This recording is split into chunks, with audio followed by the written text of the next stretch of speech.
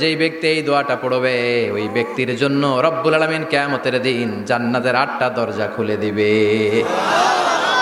এই ব্যক্তির আমলগুলো আল্লাহর কাছে এমন ভাবে কবুল হয়েছে, আল্লাহর কাছে ওই ব্যক্তি এতটাই সেরা, জান্নাতের 8টা দরজা কিয়ামতের দিন এই লোকটাকে ডাকতে থাকবে। প্রতিটা দরজা বলবে আপনি আমার দরজা দিয়ে ঢুকে জান্নাতে প্রবেশ করেন। বিশ্বনবী যদি হেদায়েত দিতে পারতেন তাহলে বিশ্বনবীর চাচা আবু তালেব নাম শুনেছেন? জন্মের আগে বাবা হারা হলেন, দাদার কাছে মানুষ হলেন, দাদাও চলে গেল, রয়ে গেল চাচা আবু তালেব। আপন বাবার চেয়ে কোনো অংশে কম করে নাই। বিশ্বনবীর প্রথম বিয়েটা খাদিজাতুল কুবরা তাহেরার সাথে নিজে দায়িত্ব নিয়ে বিয়ে দিয়েছেন। বিয়েতে মোহর দেয়া লাগে না? এই মোহরের টাকাটাও চাচা আবু তালেব নিজের পকেট থেকে দিয়েছিলেন। নিজে দাঁড়িয়ে বিয়ের খুতবা দিয়েছেন। আজীবন ছাতার মতো নিজের ভাতিজাকে আগলে রেখেছেন যাতে কাফের মুশরিকরা হার্ট করতে না পারে। কিন্তু তারপরেও এই চাচার নসিবে কি হেদায়েত জুটেছে? চাচা অসুস্থ, মুমূর্ষ, চলে যাবে। বিশ্বনবী বলেছেন লাকিনু মাউতাকুম লা ইলাহা ইল্লাল্লাহ, তোমরা মুমূর্ষদের সামনে বসে লা ইলাহা পড়ো।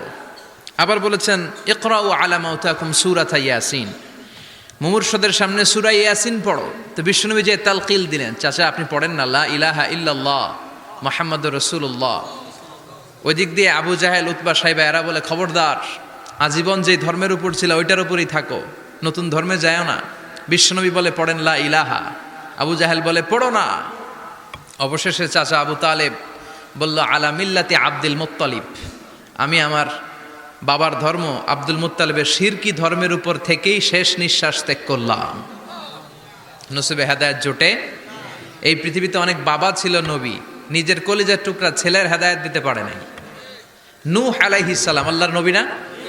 ওনার ছেলে কানাআনের হেদায়েত হয় নাই, ঠিক কি না? বিশ্বনবী দোয়া করতেন আনা দাওয়াতু আবি ইব্রাহিম, আমি আমার বাবা ইব্রাহিমের দোয়ার ফসল। সাইয়েদনা ইব্রাহিম আলাইহিস সালাম ছিলেন সব নবীদেরও বাবা, কিন্তু উনার বাবার হেদায়েত হয় নাই। আল্লাহু আকবার। সাইয়েদনা লূত আলাইহিস সালাম আল্লাহর নবী, স্ত্রীর হেদায়েত হয় নাই, স্বামী নবী, স্ত্রীর হেদায়েত হয় নাই। আসিয়া গোটা বিশ্বের মুমিন নারীদের মডেল, কিন্তু আসিয়ার জামাই ফেরাউনের হেদায়েত হয়েছে?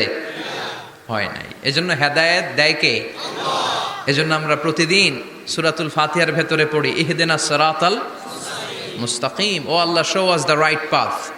আমি যদি পথ ভুলে যাই আমাদের পথ দেখায় দিবে কে? আল্লাহ। মুমিনদের টার্গেট কি?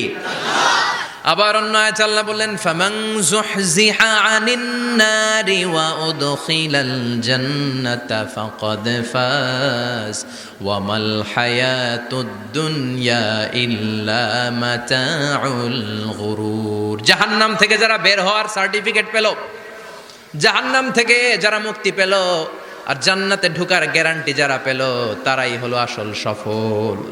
সুবহানাল্লাহ পড়েন। সবাই জান্নাতে ঢুকতে চাই তো ইনশাআল্লাহ? আল্লাহ বললেন ফারিকুন ফিল জান্নাহ ওয়া ফারিকুন ফিস সাঈর, সবাই কিন্তু জান্নাতে ঢুকবা না, কারণ জাহান্নামও আছে না নাই? ওইটাতেও কিছু ঢুকার দরকার আছে না নাই? কিন্তু আমরা ঢুকতে রাজি না। আজকে যারা আসছে আমরা সবাই কই ঢুকতে চাই? কথা কোন? জান্নাতে ঢুকতে চাই। তো জান্নাতে ঢোকার জন্য কিছু আমলের দরকার আছে না নাই? কোরআন মানার দরকার আছে না নাই? আল্লাহর দেয়া বিধানগুলো জীবনে, সমাজে, ফ্যামিলিতে বাস্তবায়নের দরকার আছে না নাই? আল্লাহর দেয়া সবগুলো বিধান মেনে আমরা যেন জান্নাতের অধিবাসী হতে পারি, আল্লাহ তৌফিক দাও। বিশ্বনবী ফরমান, বুখারীর বর্ণনা, ইন্নালিল জান্নাতি সামানিয়াতু আবওয়াব, জান্নাতের ভেতরে 8টা দরজা আছে। কয়টা?